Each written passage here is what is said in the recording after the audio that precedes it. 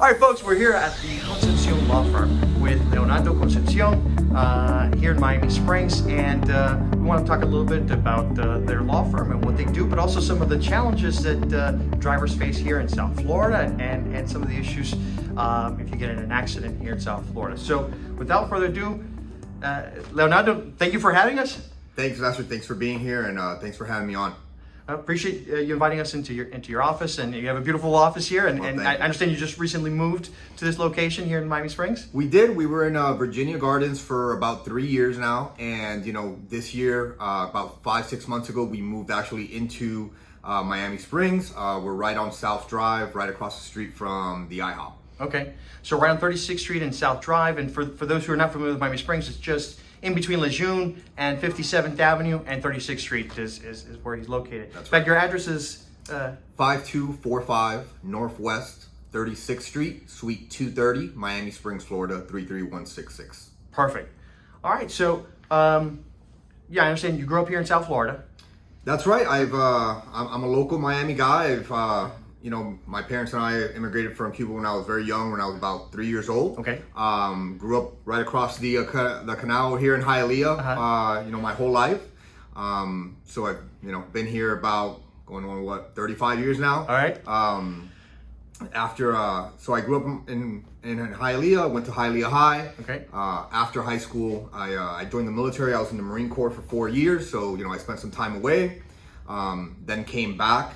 Then once I came back, I kind of started really focusing in on my school. I went to Miami-Dade, got my AA there. Then I moved over to FIU, got my bachelor's from FIU in psychology. And then after that, decided to go into law and went to North Carolina, UNC, for 3 years for law school. And then once I graduated, came back and started working in the legal field in South Florida. And I'm, hard to believe, but I'm going into my 10th year already of practice. So it's flown by.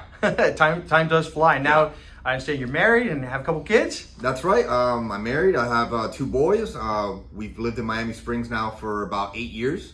And once we love the community. Our boys go to daycare in the community. And then once we were thinking about opening up our own office, we couldn't find a better place to open up than Miami Springs. So it's great because some days I don't drive more than a couple miles. I don't leave Springs, right? I drop off the boys. We come to work. We pick them up and we don't have to leave Miami Springs, so that's always a good day. Easy drive, not a lot of traffic. Listen, you couldn't, if you gave me a free office in Brickell or something, I wouldn't take it. There's a huge benefit to your light commute here. Yeah. So now, in what you just said, you also spent some time in the military. So tell us a little bit about your time in the military. Sure, yeah, I was in the Marine Corps. I did 4 years. I spent the vast majority of my enlistment in Okinawa, Japan, actually. Okay. I was initially stationed there for 2 years.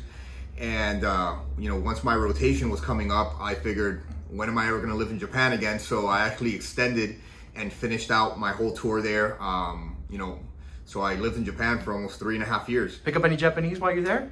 I did, but it's been so long that I've kind of lost it all. I've got a couple little hey, hellos and stuff like that, but I had gotten pretty good at it, but It's been so many years already that it's all escaped me by now. All right, no worries. Yeah, so then while I was in Japan, I was fortunate enough to get on a couple deployments. I was deployed to Iraq from 04 to 05. Okay. And then just other kind of non-combat tours in Southeast Asia, Philippines, Korea.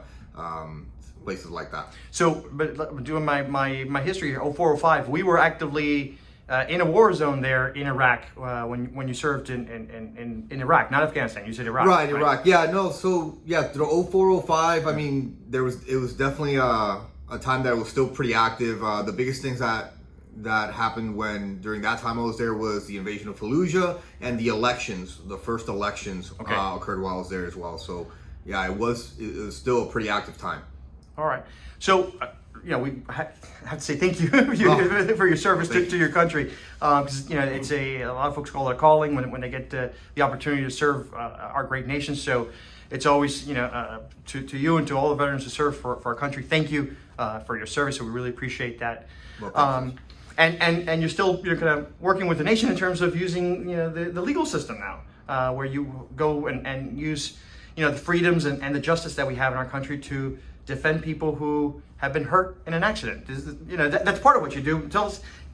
I'm jumping a little bit here, but tell us more about what you do here at your law firm. Absolutely. So, we have a few main focus areas in the law firm, right? So I'd say our biggest focus is personal injury, right? So, and that's representing people that have been hurt in any kind of accident. A lot of them are auto accidents, but we get all types. We get people that have been hurt on commercial premises. Also, people that have been, a lot of people don't realize this, but victims of a crime on a commercial premise. Okay. There's actually, laws in Florida that give those individuals rights as well. So that's the biggest area. The second area that we practice a lot in is criminal defense, specifically federal criminal defense. We do state criminal defense as well, but our main focus is federal criminal defense, which is a little bit more sophisticated in nature. It's usually more white collar crimes, or things of that nature. It's not it's not so much the kind of everyday street crime, if you would. And then the last part we do that we just started kind of incorporating this year is real estate law, and specifically real estate closings. Okay. My wife joined the firm this year, and she's actually a licensed title agent. So that's part of the services we're now offering is real estate related services. So if you're buying a home, we do the escrow servicing and the title work, and help you do your closing and get the property at the end. And is it fair to say you can help them with a contract for a real estate purchase if someone's buying a home, or that contract that's being signed? You guys will help people with those contracts? Yeah, well, we're always happy to review them. Most of the time, the real estate agents are the ones that negotiate and take care of those contracts, and they're usually pretty standard. Okay. Every once in a while, we do have a client that is just very kind of cognizant, and they want maybe an attorney to review it and point anything out, or give them any suggested changes, and we're happy to do that obviously as well. Okay, but you're doing more than the closing, acting as a closing agent, and forgive me if I say things wrong. So no, you're the expert here. I'm definitely not the expert. So when it comes to as the closing agent, can you tell us a little bit what's involved in that? Yeah, absolutely. So whenever you're buying a home, and we're actually expanding into commercial properties as well. Okay. But whenever you're buying a property, right, there has to be a closing agent, which the closing agent, if you want to think about it, is somewhat of a third party, right, who one handles the money, right? It's that kind of uninterested third party that takes the money from one party, confirms it's there, and then gives it to the other. Right. So that's one of the functions of the closing agent. But the biggest function of the closing agent is getting the title insurance. Right, so if you're getting a home or a commercial building with any kind of loan, right, your bank is always going to require title insurance, right?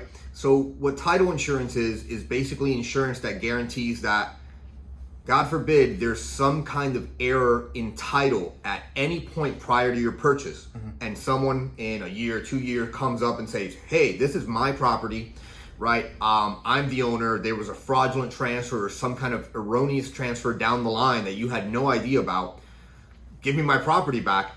The title insurance would step in, one, defend your right to the title, and God forbid that they're right and it is their property and you have to turn it back in. Right. They would make you whole, right, in terms of the money you've paid for the property. Now, the bank, whenever you're getting a loan, the banks always require a title insurance policy to protect their loan. But that doesn't cover the purchaser or the homeowner, right? Now, as a closing agent, we always offer the option to get your own owner's policy on your purchase. Now, surprisingly, some people, don't want it, but it's something that we always recommend because, one, the cost, while it's not insignificant, it's not incredibly expensive, and it's the only thing that's going to protect you if a claim like this comes up. Because if one comes up, the bank's going to get all their money back for their loan, but all the money that you put down, that you've paid in mortgage payments, and the house, you're going to lose all of that unless you have an owner's titles policy that then is going to make you whole. Okay? So folks, typical down payment these days, can exceed over $100,000 on a home. So you can lose that, right, if you don't have an owner's policy, which can only can cost just from starting at a few $100 is what you're saying. Right. It's all dependent on the cost of the home. Mm-hmm. And just so everyone understands, the fees for title policies are all statutory. Okay. What that means is that they're set rates by the state of Florida. So it's not like anyone's trying to give you, an inflated price. It's all just based on the value of your home. Got it. Okay. And they can go from, as low as a few hundred to, up to 1,000 or so, depending on the value of the property. Right. But what I always tell clients is most of the time, this is the biggest purchase you're going to make in your life. Mm-hmm. It'd be a shame to not protect it over a few $100s or $1,000, right. In the eventuality that something goes wrong. And we all know Florida is one of the fraud capitals of the world, especially South Florida. So it's a good thing to protect yourself. 100%, yes, that's 100% true. So that's kind of the new area of the business that you're in. But you said, the majority is still in the personal injury from car accidents and injuries at work. Gosh, there was an incident that hit my radar, just one of those news alerts that hit your radar. Sure. And I forget if it was Orlando, Tampa, some guy got crushed, some concrete, something fell, and the guy got crushed to death. And so in that case, it's a loss of life. But, people get injured all the time. I'm sure you have the horror stories to share with folks. Yeah. So let's start there. You're the typical thing in South Florida, you're driving, you get in a car accident, you got hurt. What do you do next? So you're right about the fact that let's back up. Sure.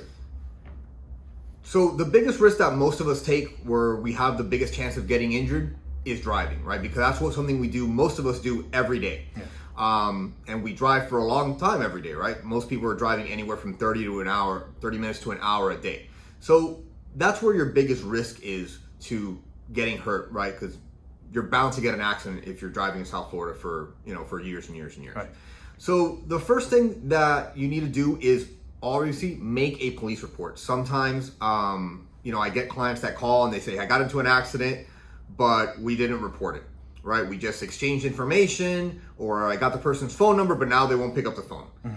That's always a really bad idea, right? I never recommend you do that. I would always recommend calling the police, getting a police report, even if it's not anything major, right? Because that police report memorializes the event. It's something that we can go to, that we can confirm it happened, because that's something that's happened to me. I'll get a client, they say, hey, listen, I got into this accident. I'll contact the other person's insurance, and then a day or two later, they completely deny the accident. And now it's just your word against theirs, and they say, I don't know who this is just, fraudulent, and it becomes a huge problem. So first things first, always make a police report. Never leave an accident scene without making a police report, because that's going to be your proof that the accident happened. And then after that, if you're hurt, if you feel you've been injured, don't be shy about going to the ER or the hospital right away, right? Sometimes people, they get hurt, they feel hurt right at the accident scene, but they're like, I don't want to leave my car, I've got somewhere to go, or I don't want to make a big deal out of this. And then days and days and days go by and they don't feel any better. They start getting worse. The pain gets worse. Right. And now when they eventually go, not that it becomes a problem, but it can be when they say, well, but you didn't get treatment for 2 weeks, 3 weeks, 4 weeks, a month, right? And the reality is that sometimes people just grit through the pain because they're so busy, they've got so many things going on. But that's not always how it looks on paper when you see a huge gap from the accident to first treatment. So that's kind of one of the other parts that people should consider right away. If they feel anything at all, right, they should get treatment right away. And specifically, they should get treatment within 14 days, okay? Why is that an important number? Because in Florida, we all are required to carry PIP. And I'm sure, most people are familiar with that term, even though most people don't realize what it really means or what it does. PIP stands for Personal Injury Protection. And PIP, along with property damage, which is what will pay someone else's vehicle if you hit them and it's your fault, are the only two required coverages in Florida, okay?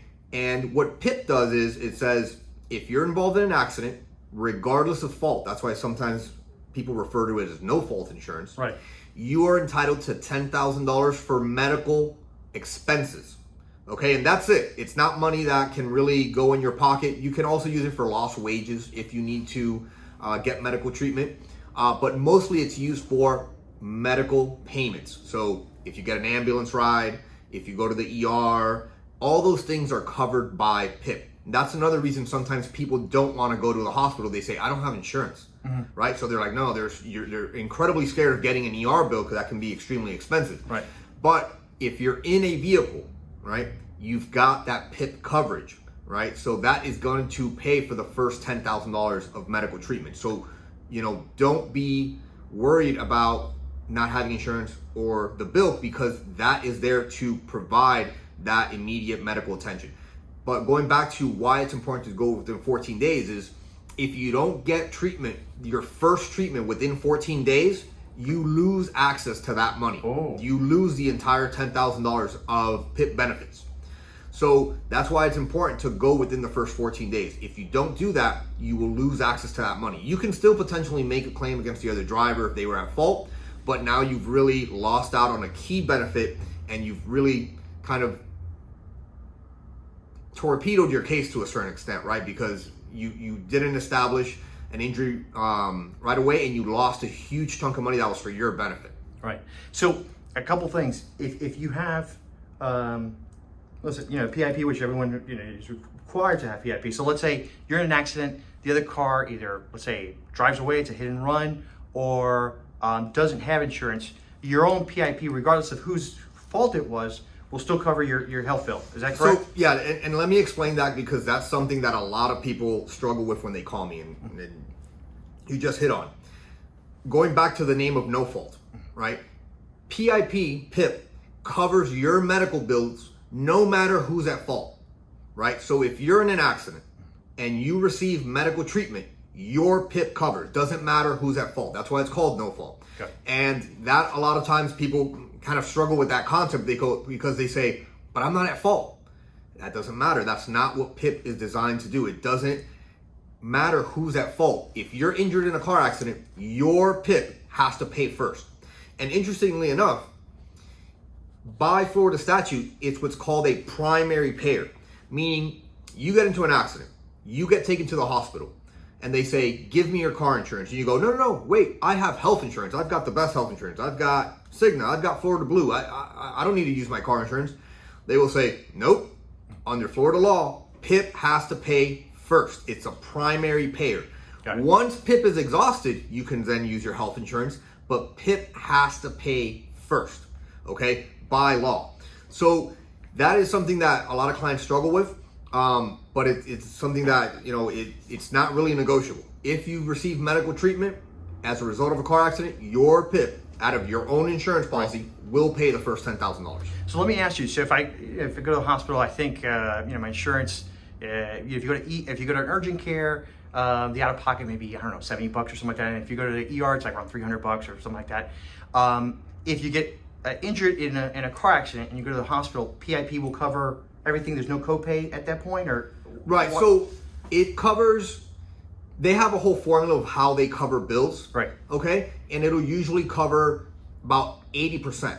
Okay. Right. And then if there's a balance and you have health insurance, that's where you can then use your health insurance for the balance. Okay. So basically, if it behooves you, or basically it's a good thing to use PIP if you get in a car accident, because then let's say you have PIP and you have health insurance, because it'll cover the first $10,000 of hospital bill, so it won't be an out-of-pocket in theory from the individual, and then the excess would be covered by your personal health insurance. Right, potentially, and that's, it can be a complicated analysis because it all depends on your health plan, if they have co-pays or deductibles.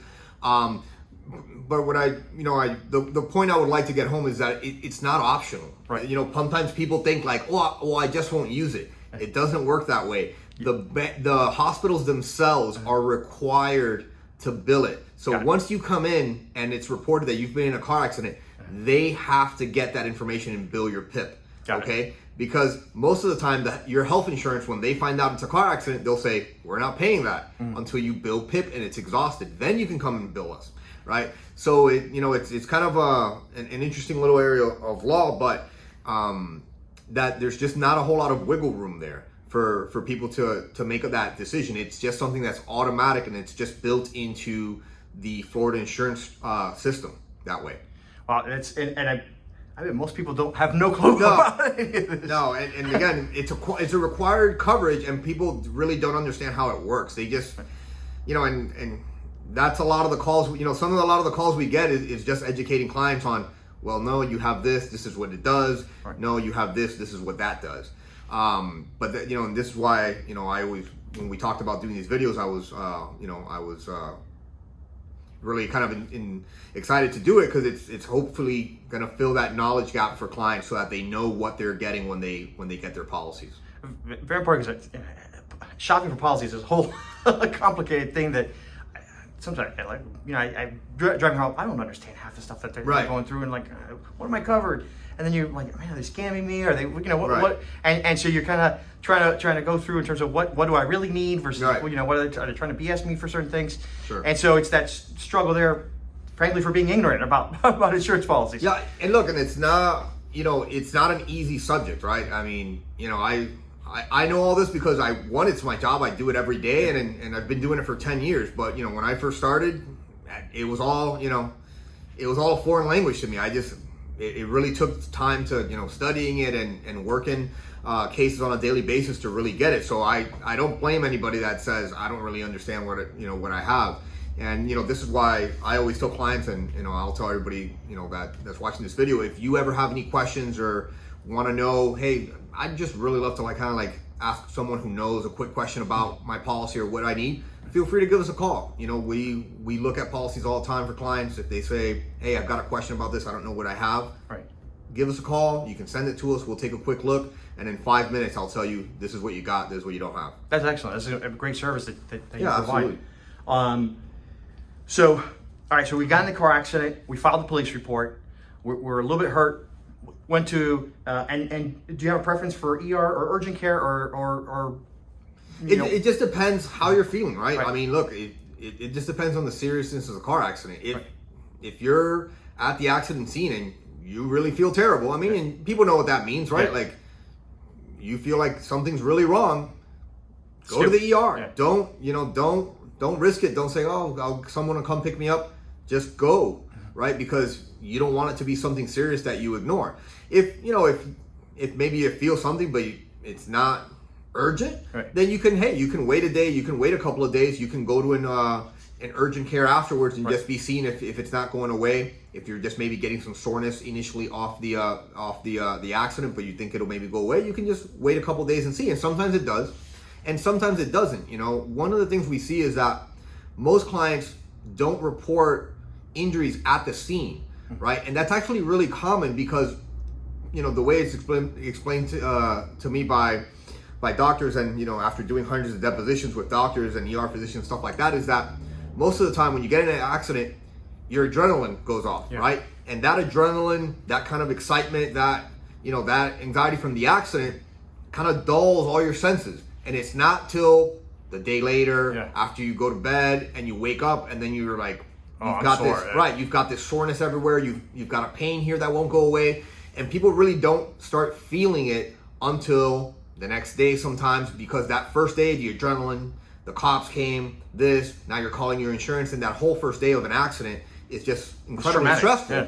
It's incredibly stressful, and people just don't really take a moment and feel it. And then that happens a day or couple two later, that they start feeling like, wow, wait, there's something wrong. My this hurts, that hurts, I can't move my arm. Right. And that's common. So there's nothing wrong with that. All right, and so now they filed a police report, they sought medical assistance. When should they contact you? I would say, we would like to get involved at the earliest point possible. Right. Okay. And there's a couple of reasons for that, right? One, if it's, a case that has potential, we want to make sure that you're taking all the right steps to make your case as strong as possible, right? And two, we always want to serve as a buffer, right? And a point of contact for insurance companies. Okay. Why? Because listen, some insurance companies do the right thing and some don't. And here's a common tactic that I've seen multiple times. Someone will get into an accident, right, with another driver that's clearly at fault. That driver will report the accident to their insurance company. And if there's a decent sized bodily injury policy, meaning a policy that will pay someone else if you injure them in an accident, the first thing they'll do is they'll call you right away and they'll just offer you money, not knowing anything about the case. They'll just say, we'll give you $2,500 right now to settle this case, right? Wow. And what they're trying to do is they're trying to settle this case cheap, right? They're saying, if we can cap this off right now at $1,000, $500, $2,500, and we are done with this case forever, that's a great business move for our end. Because if this person ends up going to the doctor later and they're actually hurt and they actually have something wrong with them, it's going to cost us way more money. Okay. So they'll come in and first, second day, they'll offer you money. And sometimes people don't know. They'll go, oh, that sounds okay. That sounds good. Right. I need $2,500.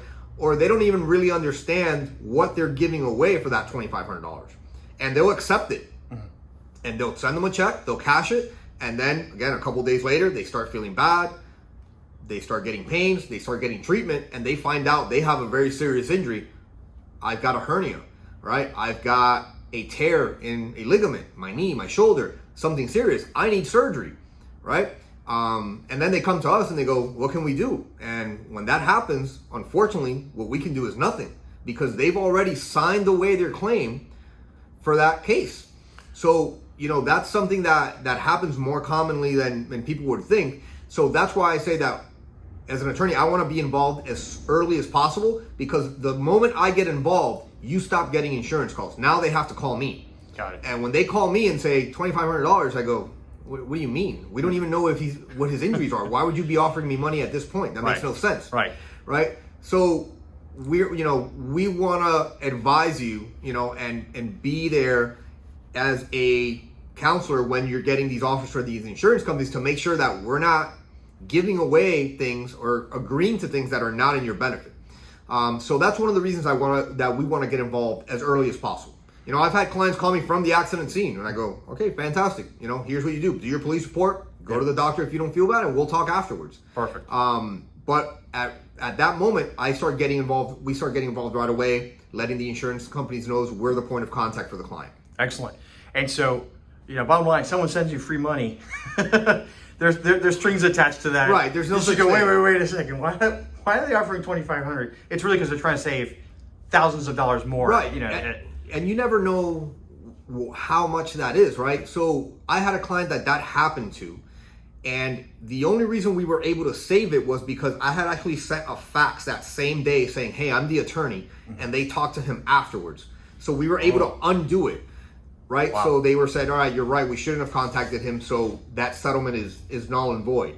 And we come to find out they actually had a $250,000 bodily injury policy. Right. That doesn't mean that that's what the client's going to get, but that is the policy that was on the line for that insurance. So that's why they wanted to cap that off as soon as possible, because they said, we have a huge exposure here. Right. If we can just settle this right now for $2,500, that's a great day for us. Right, and that's exactly what happens most of the time. Right, they're trying to cap off the liability on potentially a very big policy. Right, and a policy like that would cover obviously the medical expenses. But I think you said earlier, and I want this clarification because I'm not 100% sure. Let's say someone like yourself, you're an attorney, you're making a good income, and you get hurt.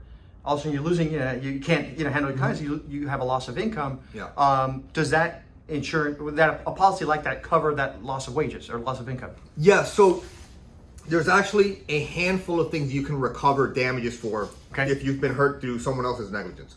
So the most common one we think of is, first, medical expenses, right? Any medical expenses you have as a result of an accident that isn't your fault. That's the main thing that I want people to realize too. Right. You can't be at fault if the accident recover. It has to be someone else's negligence. Someone took a red light, someone didn't stop at a stop sign, something like that. Medical benefits. But also, like, if you're, let's say, what if you're the passenger? It's the fault of the driver, but you're the passenger. Right, and you're, that as well. You're like a friend of the passengers, but they got in a wreck. Absolutely. It's not your fault. 100%. Then that's the key thing, not being your fault, right? The accident.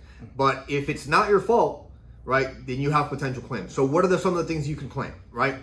Medical expenses are the one that, that everyone can kind of easily knows about it and think of. But in addition to that, not only past medical expenses that you had as relation to this accident, but future medical expenses related to that same injury, right? So, for example, I've had clients that have had very serious knee injuries that have had, a surgery or two, right? Maybe to try to repair a ligament or something like that.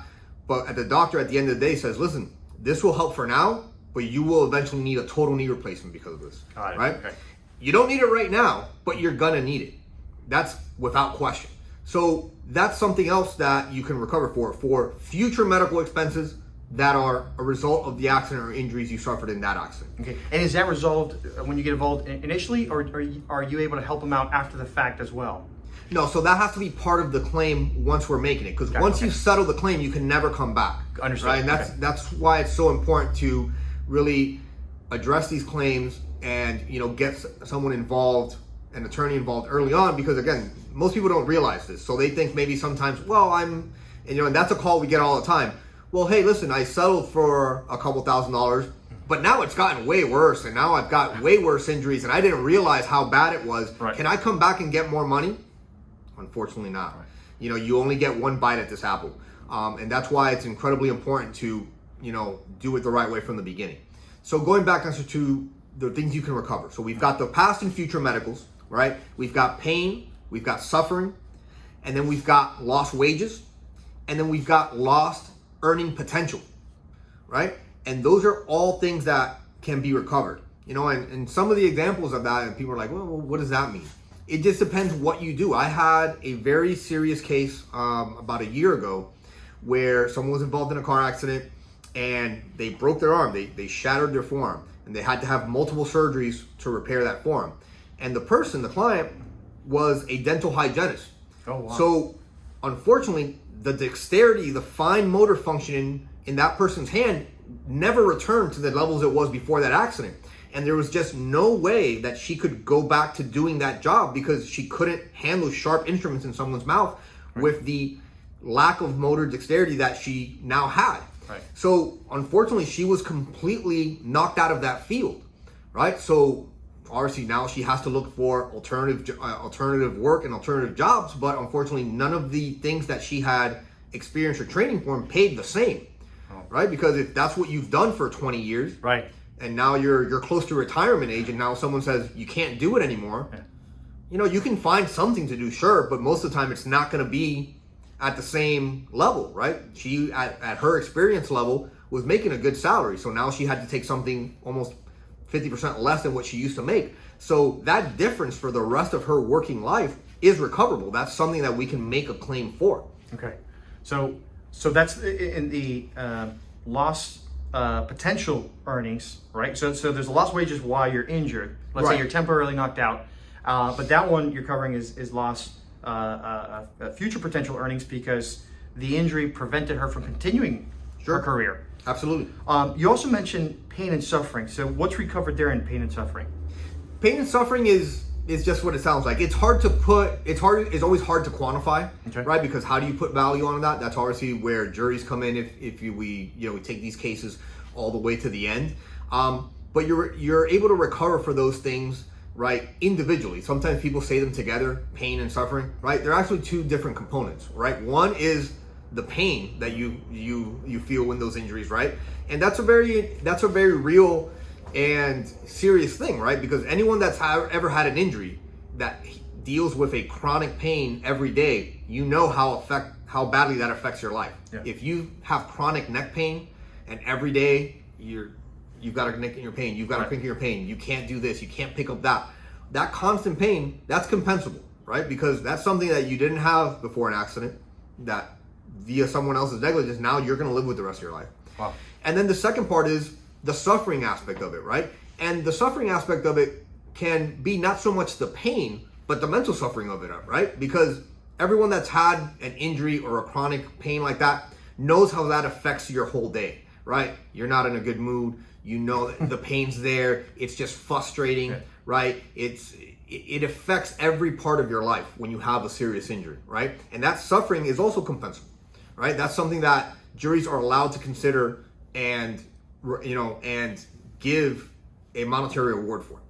Okay, so that's significant. That's again things that a firm like yourself has the experience to go after the insurance companies and make sure that the person who was injured in an accident that was not their fault can get the all the compensation based off their case, their individual case, their injuries, any pain and suffering, any lost wages, any lost future potential earnings for that individual.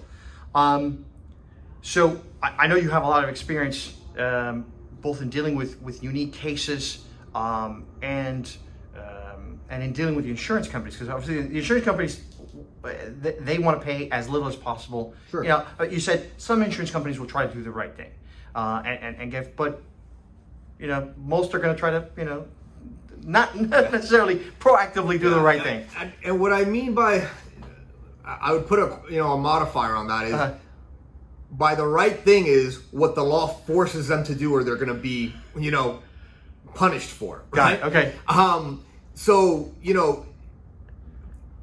a lot of people that I talk to sometimes, and it's something that's, it's very ingrained, I feel like, in the culture in Miami, right? I talk to a lot of clients and they'll be interested in the case. And then the second I tell them that their insurance company is going to be involved via the PIP or something like that, they go, no. I don't want to involve my insurance company, right? Yeah. If we're going after the other person's insurance company, that's fine, but not mine, right? And unfortunately, a lot of cases end up going nowhere because, like we just talked earlier, PIP is non-negotiable. If you're going to get medical treatment, you have to use your PIP, which is your own insurance company. Got it. Right? And, what I always try to explain to people, and I want people to understand, is these companies are not your friends. They have zero loyalty to you. Okay? Zero. They are not here to help you, right? They are here to run a business. And they run a business, and how they're profitable is by charging you the most they can for your policies. Right. And whenever you make a claim, paying as little as possible, right? And anyone who's ever had a bad experience with the insurance company knows that that's the truth, right? And listen, what I'll tell you is the first about 4 or 5 years of my career, I worked on the other side. I worked for insurance companies. I did these cases on the defense side. Got it. Right?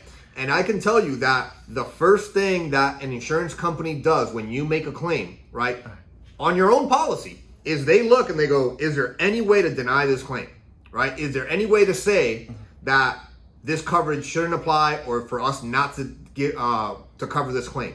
And that can be, and I've seen it all sorts of ways. I had a case where a client's car got struck by lightning, right? And the car was ruined, of course. The electrical system was completely shot. And the insurance company looked up the client and they said, hey, does this person live at your address? And it was like, I believe the client's stepdad. And they said, yeah, he lives at my address. And they say, okay, great. You didn't list him as a potential driver on your policy, so we're denying your claim because you misrepresented that to us. Wow. Now, if you're going to ask, what does the stepdad have to do with the car being struck by lightning while it was parked? The answer is nothing, but that's what the insurance company did to deny that claim and didn't pay that claim. So they had to not only figure that out, but do the research to find out that the stepdad was living in their house. So they'll spend the money to do the research. 100%. They'll send investigators out. They'll do, they've got all sorts of databases regarding addresses and other insurance companies, and they'll see who else lives at the house and what other vehicles are registered there. Right. And that was explained to them. They're like, he's not added because he doesn't drive my car. Why would I add him? And they're like, doesn't matter. We have a section for people that live at the address and aren't drivers, and you needed to put them on there. Right. So, that's just a small example of the lengths they will go to deny your claims. So this is why I always tell people, the Geico lizard is not real. He's not there. He's not stressing out about having to pay your claim. Right. These people are there to deny your claims and pay as little as possible. So when you have a legitimate claim, it's just, it never makes sense to me why people don't want to use it. Right? Because this is the stuff you've been paying for years. You don't have a claim every year. Right. Most people had a car 15, 20 years, have never made a claim.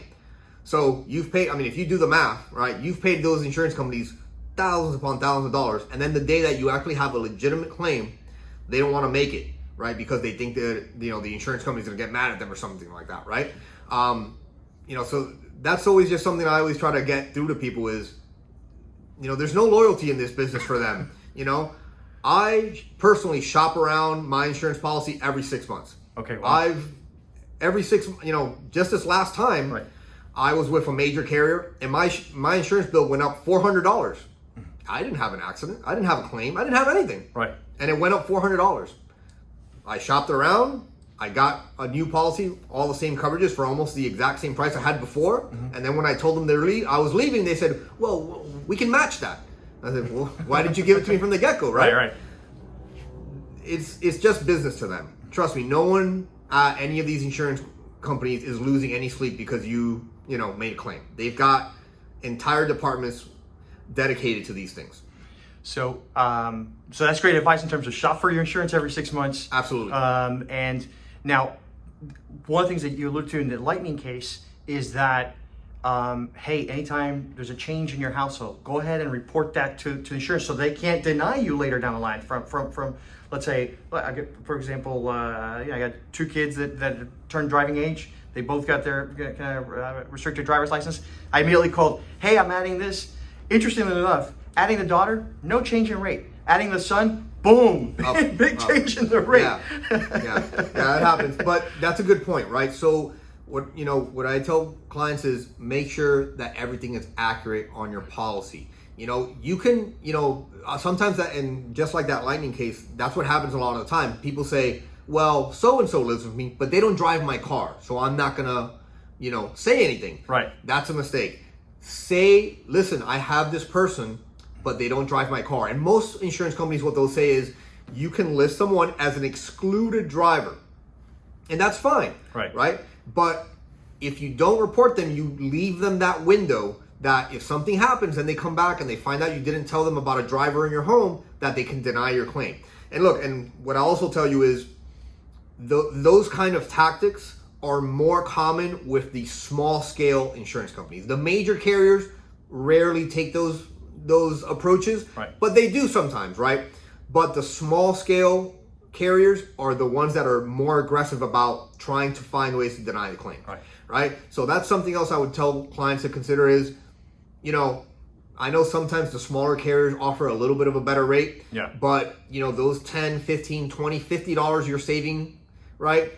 If you ever have a claim, you're going to regret them, right? Because the experience is going to be completely different. So that's something to consider as well. I always try to stick to the major carriers when I'm getting my own insurance. All right. So additional key benefits. So shop around, but you recommend stay with the major carriers.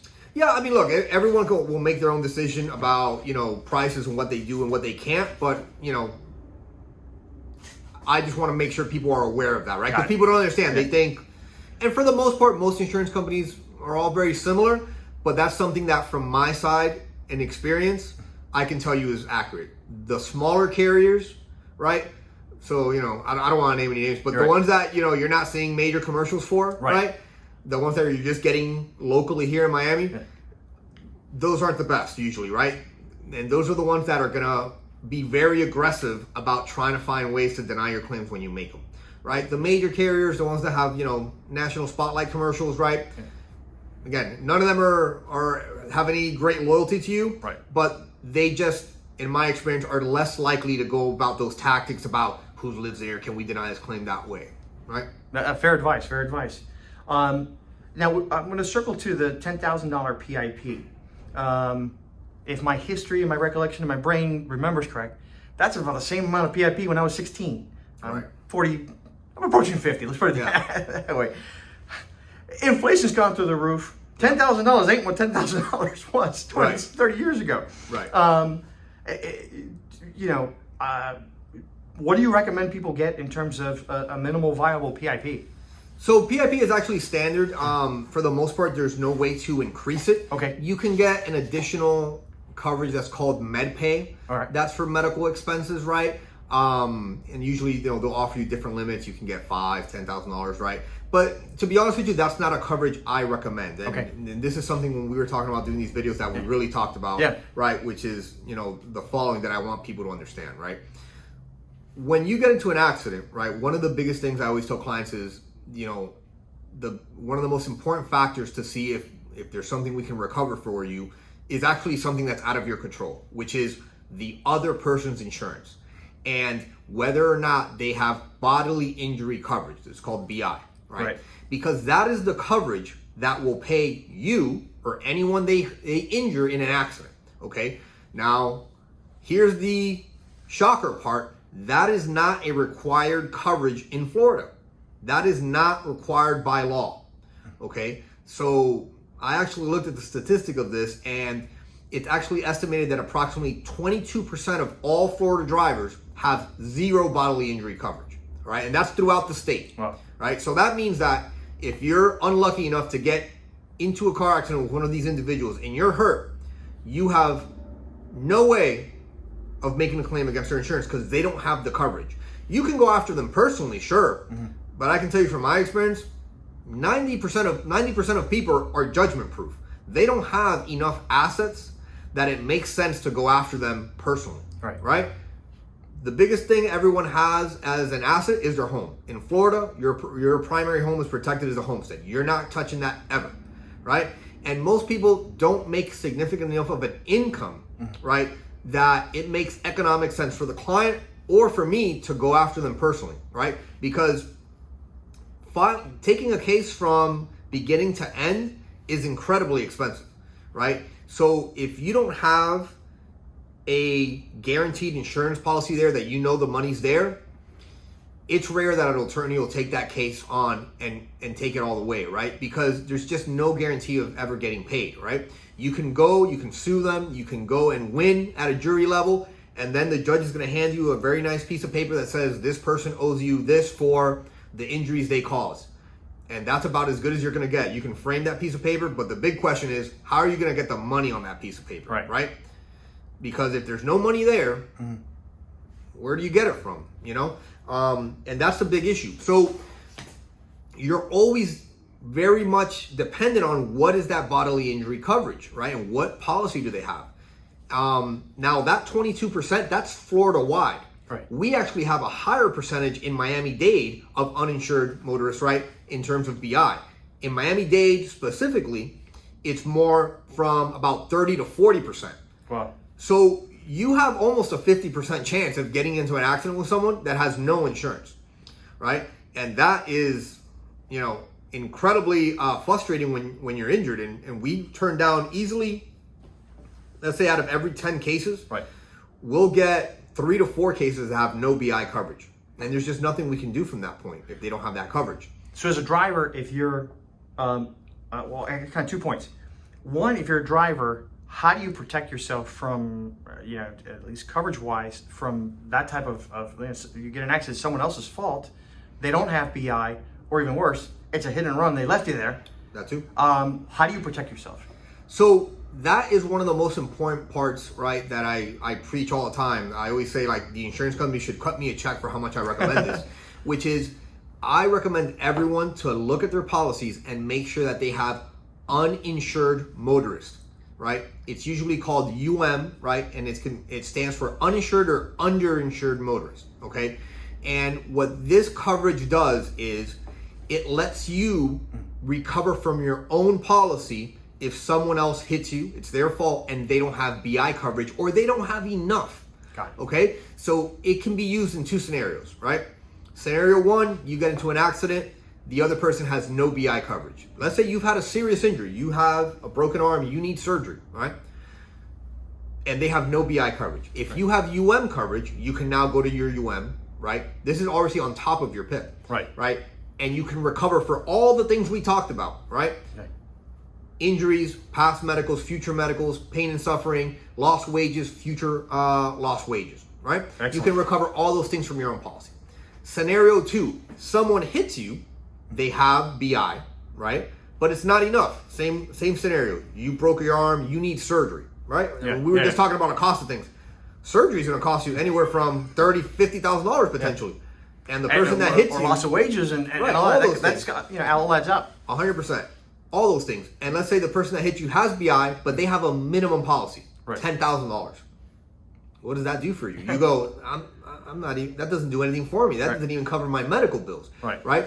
That's another example of when then now you could, if you have you could go to your policy and say, hey, that person was at fault. They injured me. They had insurance, but not enough to cover my injuries. Now I'm trying to recover from you, right? So I highly recommend that everyone have that, because if, God forbid, hey, listen, I hope no one gets in an accident, but Right. the reality is people do. And if you ever get in one and it's serious, you're going to really want that, The best, that yeah, coverage, that right? coverage. I mean, look, I personally, and I know I'm extra sensitive to this because it's just the field I work in, right? But I have that maxed out with my insurance company. They won't give me any more, right? Like, I literally said, what's your highest limit? Right. And that's what I've got, right? So not everyone has to obviously have that high. The kind of the number for me in my experience that's ideal for the average person, Right. okay, is $100,000, right? $100,000 in UM coverage. Why do I say that? Because in my experience, 90% of personal injury cases don't have a value above that, okay? Right. Most personal injury cases, unless they're very serious, have a value below that. So, if you have that, you're usually going to be covered. You're usually Right. going to be safe. Now, obviously, if you have a very serious catastrophic case, then you're going to wish you had more. But at least with that much, you're going to be covered about 90% of the time. So this is great advice, and I think you said this, but just to be sure, the uninsured motorist or UM coverage also helps you out if it's the hit and run scenario, right? The guy hits you, takes off, and you're like, you're going through an intersection, red light runner comes through and keeps going, and you're stuck there, fighting for your life. Yes, exactly. So it'll cover you for, again, underinsured, uninsured, or a scenario like that where you can't find or you don't know the person that hit you. Got it. Right? If you have uninsured motorists, right, in all of those scenarios, you can use that. So it protects you in all of those scenarios. And living where we live in South Florida, the crazy drivers, the number of people with hit and run, the number of people who are driving without a driver's license, without insurance, or underinsured, this is almost a must-have in what you're saying here. Right. I mean, again, I know that, times are tough money-wise, and obviously getting this coverage will increase your premium. Sure. But I would tell most people, talk to your insurance company about getting it and see what the price increase is. Right. Right? Because, if it's something that you say, well, obviously it's a little bit more expensive, but if you can, if it's not going to break the bank, it's really something that you should have. Because you'd be surprised how often people would benefit from it, but they just don't have it. Right. And I would tell you that easily, most people don't have this, and they really should. But it's something that most people should really consider. Yeah, my policy's ending here, so I'm definitely going to check to see if I have this or not, because I don't even know if I have Right. it. I mean, you definitely should. And I'm going to shop it. So I have a major carrier right now, but I haven't shopped it probably in a couple of years. So based off what you're telling me, I'm definitely overdue in terms of shopping. So you should shop it, like I said, every 6 months, minimum every year. Right. Every time you get a rate increase, shop it around. So, Leonardo, you've been incredibly gracious with your time here, and we've covered a lot of material. So clearly, folks, if you have a question with your insurance, call the Concepcion Law Group here in Miami Springs. Why don't you tell folks what your phone number is? Sure, it's going to be 305-791-6529. And they can also find you online at? lconcepcionlaw.com. Okay, and that's LCON. CEPCION law.com. Perfect. But this is incredible, valuable information to share with folks. So if you have any questions about your insurance, you can call Concepcion Law, and they'll help you out. But more importantly, if you are injured in an accident, and get a police report, go see medical assistance within 14 days. Don't wait. Yeah. And so you definitely got to do that within 14 days, and call Concepcion Law. But, definitely appreciate your time here. And you've had your law firm now for how long? It's been like 10 years now, right? Well, I've been an attorney for about 10 years. Okay. I started Concepcion Law in 2016, so we're coming up on I think our 6th year. 6th year, okay. On our own, yeah. On your own here, and you moved from Virginia Gardens now to here, Miami Springs, on 36th Street, right across from the airport. So anyone throughout Miami, this is a very central location if they need your help. And really appreciate your time. Any last words of advice you'd like to share with the audience? No, I mean what I always tell people is whatever you need, any legal assistance you may need, feel free to give us a call. We obviously talked about the main areas that we do in-house. But what I always want to establish relationship wise with my clients is I want to be, your family's attorney, right? And what I mean by that is whenever you have a legal question or issue, you come to me, because the way I approach that is if I can't help you, right. I've got, after being 10 years, in this industry, I've got a great network of attorneys that specialize in every, specialty and practice area out there. So I can definitely make a referral to someone that I know and trust, and get you the help you need, even if it's something that I don't do. So basically, if you need any legal help, call Concepcion Law, and they will direct you to an expert that they work with, that they know, that is a trusted legal resource here in South Florida that can help your specific case. So even though it may not be a personal injury, even though it may be something that has to do with a contract, well, you do business litigation as well, but it could be something. Immigration law. Yeah. Immigration's a big one that I get calls for all the time. We personally don't do immigration, but I've got multiple immigration attorneys that I work, very closely with, that I've recommended lots of cases to, that I know their work product, and I know, that they're trustworthy attorneys that do good work. And I'm more than happy to make that introduction, Sure. And that way, you're not just picking people randomly out of Google or something like that you don't know who you're calling. So whether it's immigration, bankruptcy law, all these different forms of law out there, if you need help, you can call the Concepcion Law Group, and if they can take care of it themselves, they will. If not, they will refer you to an experienced attorney that can help you out. Absolutely. Leonardo, we really appreciate your being so gracious with your time and sharing such valuable advice with the community. Really do appreciate that. Thank you, Nasser. Thank you.